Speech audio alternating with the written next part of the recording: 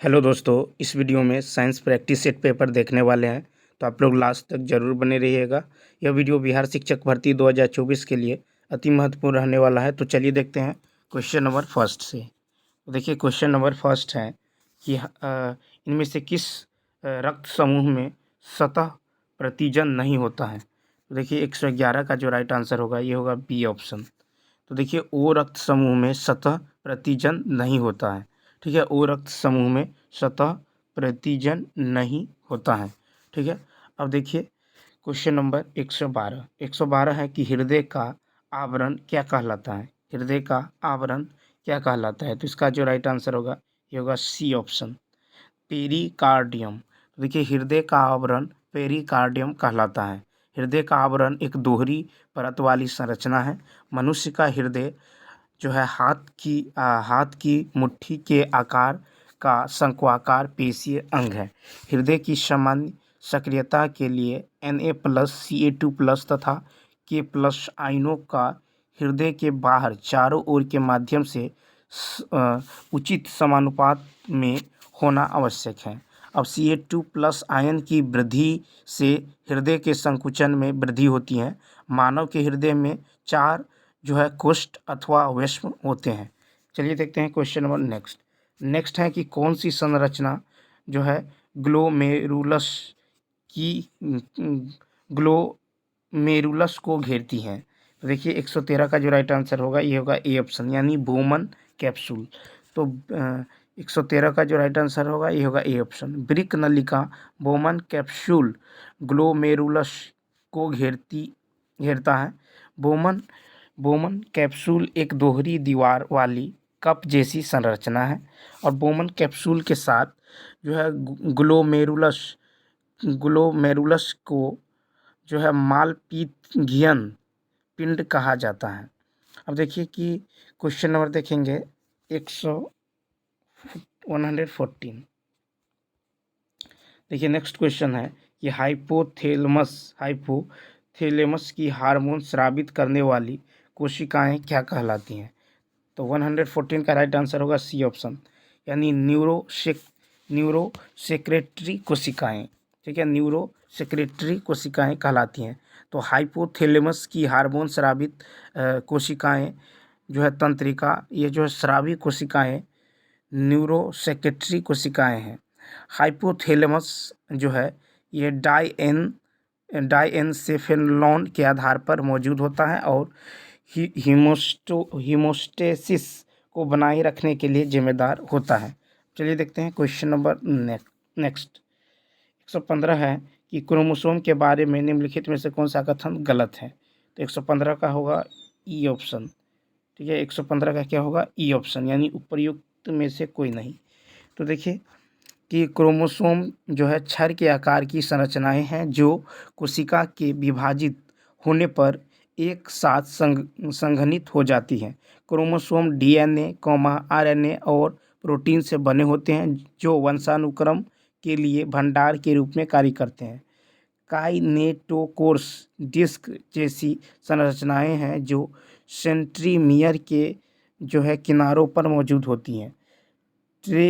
टेलीसेट्रिक chromosome में जो है सेंट्रीमियर क्रोमेटिड के जो है अंत में मौजूद होता है। अब क्वेश्चन नंबर देखिए, क्वेश्चन नंबर देखेंगे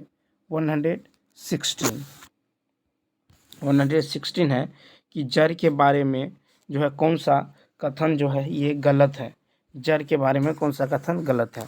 तो 116 का जो राइट आंसर होगा ये होगा बी ऑप्शन, यानी प्राथमिक जड़ों से पार्श्व सतह से द्वितीयक जड़ें बढ़ती हैं। ठीक है, ये कथन क्या है तो गलत है।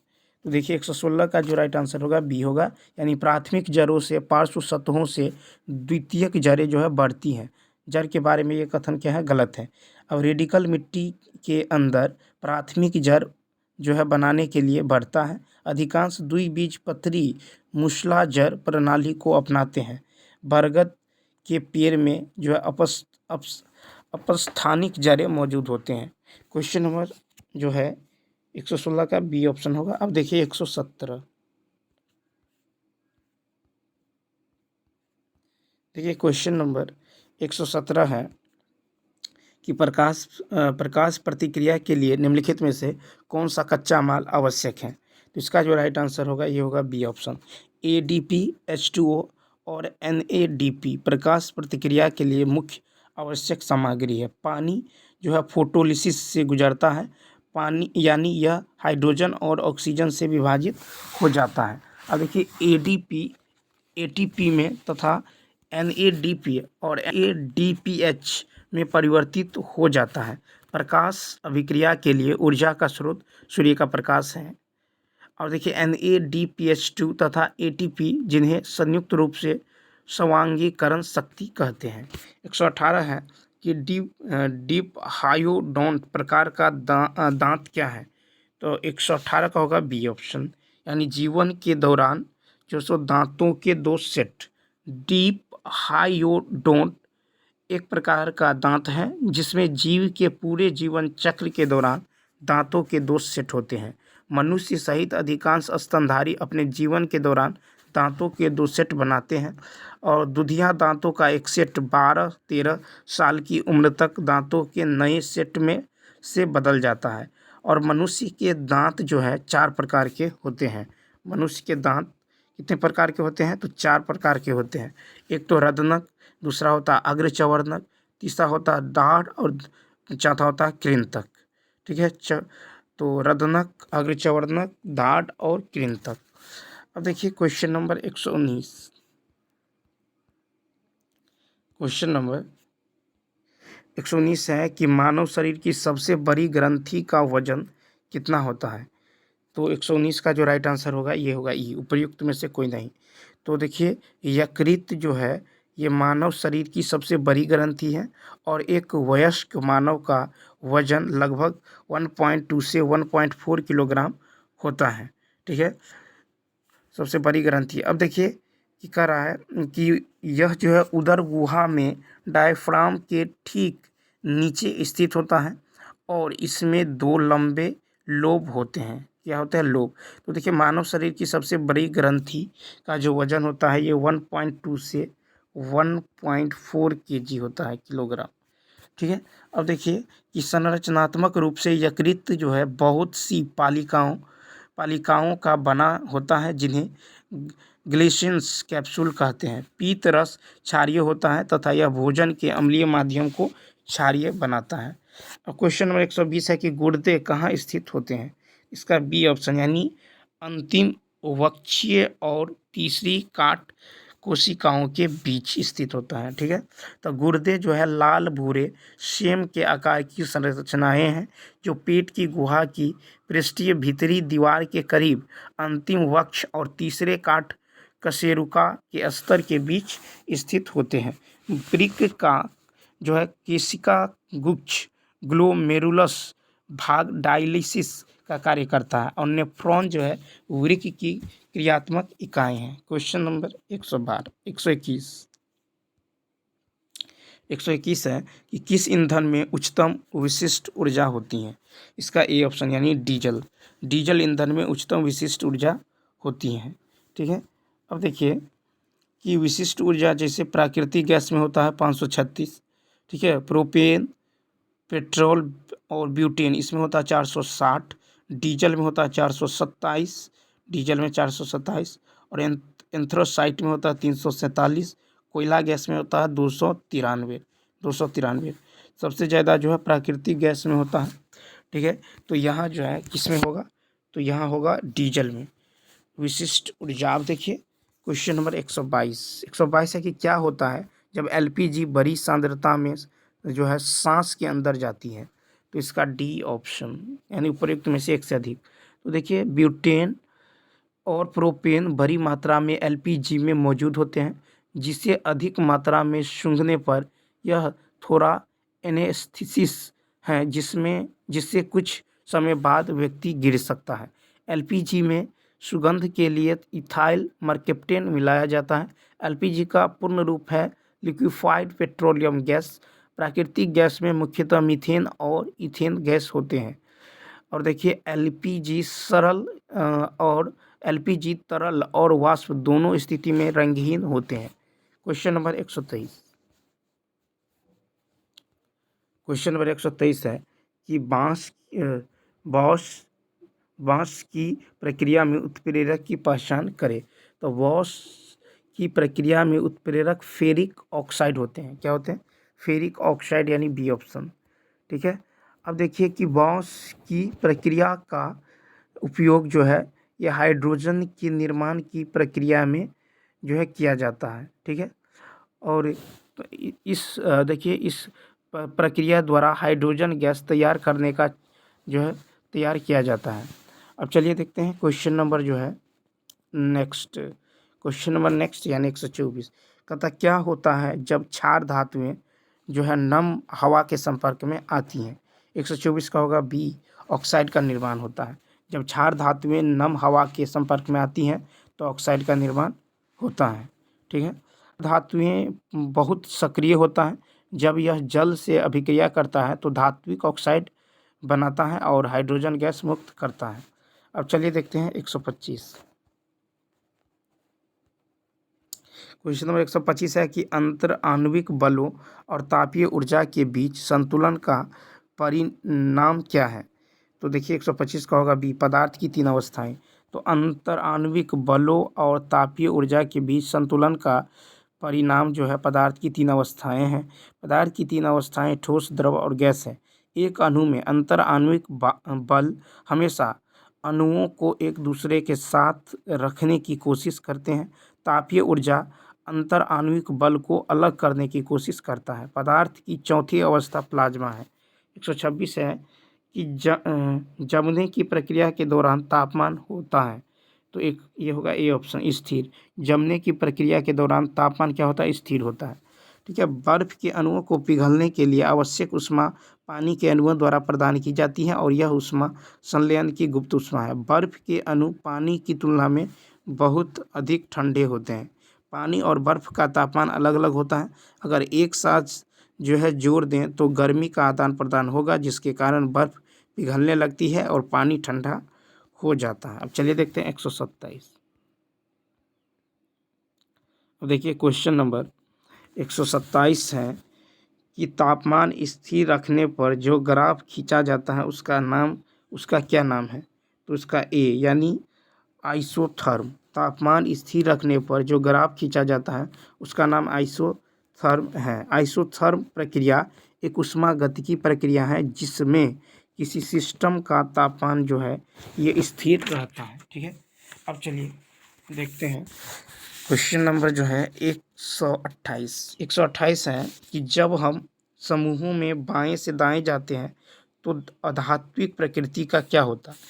तो ए ऑप्शन यानी बढ़ता है।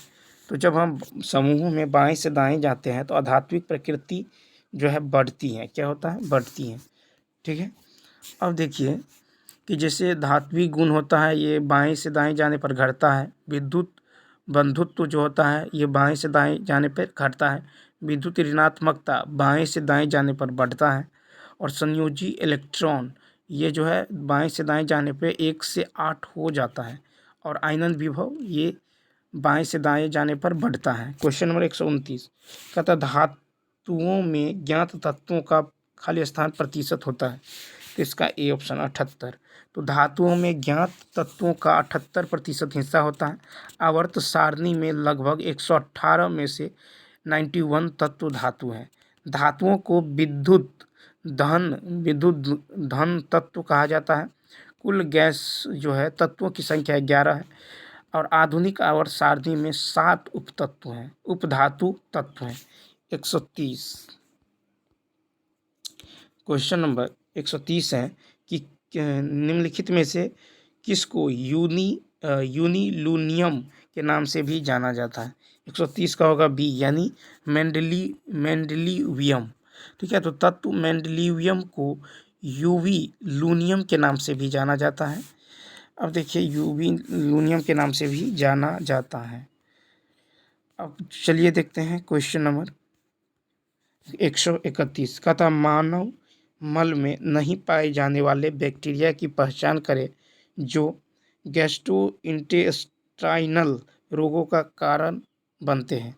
तो 131 का होगा ए ऑप्शन यानी स्टेफिलोकोकस ओरियस।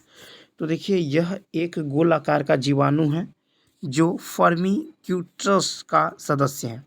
यह मुख्य रूप से ऊपरी श्वसन पथ और या त्वचा पर पाया जाता है, लेकिन वे रक्त प्रवाह के माध्यम से भी फैल सकते हैं और दूर के अंगों को संक्रमित कर सकते हैं। इस जीवाणु के कारण होने वाला संक्रमण हवा, त्वचा के संपर्क में आदि के माध्यम से फैल सकता है।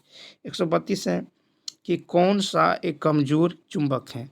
132 का होगा बी यानी प्रतिचुंबकीय पदार्थ। प्रतिचुंबकीय चुंबक को कमजोर चुंबक कहा जाता है क्योंकि इसमें कोई अस्थायी द्विध्रुव आघूर्ण नहीं होता। उनका शुद्ध चुंबकीय जो है मोमेंट शून्य है। प्रतिचुंबकीय पदार्थ ठोस, द्रव, गैस अवस्था में पाए जाते हैं। प्रतिचुंबकीय पदार्थ का चुंबकीय क्षेत्र में विकर्षण होता है। क्वेश्चन नंबर जो है कि प्रतिचुंबकीय पदार्थ की सापेक्ष चुंबकशीलता जो है यानी म्यू लेस देन 1 होता है। अब देखिए 133 क्वेश्चन नंबर 133 है कि वस्तुओं की त्रिआयामी प्रतिबिंबों के अभिलेखन की तकनीक निम्न में कौन सा है। 133 का होगा सी ऑप्शन यानी होलोग्राफी। ठीक है, ये जो है होलोग्राफी कहलाती हैं। ठीक है, तो प्रकाश जो है सभी तल में संचरित न होकर किसी तल में संचरित होता है, ऐसा प्रकाश जो है ध्रुवित प्रकाश कहलाता है। ठीक है, अब देखिए क्वेश्चन नंबर जो है 134 है कि स्लेबों को अपवर्तनांक के बढ़ते क्रम में व्यवस्थित करें। 134 तो देखिए 134 का जो राइट आंसर होगा ये हो जाएगा सी ऑप्शन यानी सी ग्रेटर देन ए ग्रेटर देन बी। क्या हो जाएगा, तो देखिए सी ग्रेटर देन जो है ए और ग्रेटर देन बी यानी इसका सी ऑप्शन होगा। ठीक है, अब चलिए देखते हैं क्वेश्चन नंबर जो है। देखिए जब प्रकाश विरल माध्यम से सघन माध्यम में प्रवेश करता है तो प्रकाश अभिलंब की ओर झुकती है, और जब प्रकाश सघन माध्यम से विरल माध्यम में प्रवेश करती है तो प्रकाश किरण अभिलंब से दूर जो है जाती है। अभिलंब से कहाँ जाती है, तो दूर जाती है। ठीक है, तो याद रखना है जब प्रकाश विरल माध्यम से सघन माध्यम में प्रवेश करती हैं तो वो प्रकाश अभिलंब की ओर मुड़ती हैं। ठीक है, अब चलिए देखते हैं क्वेश्चन नंबर 135। क्वेश्चन नंबर 135 है कि जब सफ़ेद प्रकाश कांच के प्रिज्म पर आपतित होता है तो सबसे ऊपर कौन सा रंग दिखाई देता है। तो सी ऑप्शन लाल रंग। तो जब प्रकाश जो है कांच के प्रिज्म पर आपतित होता है तो सबसे ऊपर लाल रंग दिखाई देता है। कौन सा रंग दिखाई देता है, लाल रंग। ठीक है, तो देखिए सबसे पहले होता है क्या होता है, तो लाल होता है ऊपर में। ठीक है, देखिए तो सबसे ऊपर जो होता है वो होता है क्या होता है, तो लाल रंग होता है। ठीक है, लाल रंग होता है। ठीक है, कौन सा रंग होता है, लाल रंग। तो देखिए यहाँ पे होता है लाल। ठीक है, लाल, उसके बाद होता है नारंगी, लाल नारंगी। ठीक है, लाल नारंगी, उसके बाद होता है पीला, लाल नारंगी, पीला हरा। ठीक है, पीला हरा नीला। ठीक है, नीला, उसके बाद हो जाता है आपको जामुनी। ठीक है, जामुनी। ठीक है, जामुनी, और उसके बाद होता है बैगनी। ठीक है, तो सबसे ऊपर जो होता है, सबसे ऊपर वो होता है लाल और सबसे नीचे होता है बैगनी, इसे भी व्योर कहते हैं। ठीक है, तो ऊपर होता है लाल और नीचे होता है बैगनी। प्रकाश का वर्ण विक्षेपण जो है ये समानुपाती होता है 1/, तरंग दैर्ध्य के। ठीक है, अब चलिए देखते हैं क्वेश्चन नंबर 136। अब देखिए क्वेश्चन नंबर 136 है कि किसी ग्रह पर पलायन वेग का मान जो है 2 किलोमीटर पर सेकेंड है, फिर इसकी सतह के करीब परिक्रमा कर रहे उपग्रह के लिए कक्षीय गति का मान क्या होगा। ठीक है, तो देखिए पलायन वेग जो है दे दिया गया है, तो कक्षीय वेग यानी v0 ये क्या होगा, तो √g और कैपिटल R। ठीक है, तो कक्षीय वेग जो होता है ये होता है √g और ये कैपिटल R हो जाता है। ठीक है, ये होता है आपको कक्षीय वेग। क्या होता है, कक्षीय वेग होता है। ठीक है, और देखिए पलायन वेग जो है, पलायन वेग ये VE बराबर पलायन वेग बनाता है √2g कैपिटल R होता है। ठीक है, लेकिन हमको निकालना है कक्षीय वेग। तो देखिए कक्षीय वेग बराबर होता है, तो ये हो जाएगा VE/√2। ठीक है या नहीं, प्लाइन वेग बाय √2 हो जाएगा। क्या हो जाएगा? प्लाइन वेग बाय √2। कक्षीय वेग बराबर क्या होता है? कक्षीय वेग बराबर होता है प्लाइन वेग बाय √2। तो ये 2 और देखिए प्लाइन वेग है 2 और नीचे करेंगे √2 तो ये √2 से कट जाएगा। तो ये हो जाएगा √2 km प्लस km प्रति s यानी किलोमीटर पर सेकेंड। अब चलिए देखते हैं क्वेश्चन नंबर 137। 137 है कि एक वस्तु का वजन पृथ्वी की सतह पर जो है W है, जिस ग्रह का द्रव्यमान पृथ्वी के 15 गुना और त्रिज्या पृथ्वी के 4 गुना है, उस पर उसका वजन क्या है? तो देखिए W बराबर क्या होता है?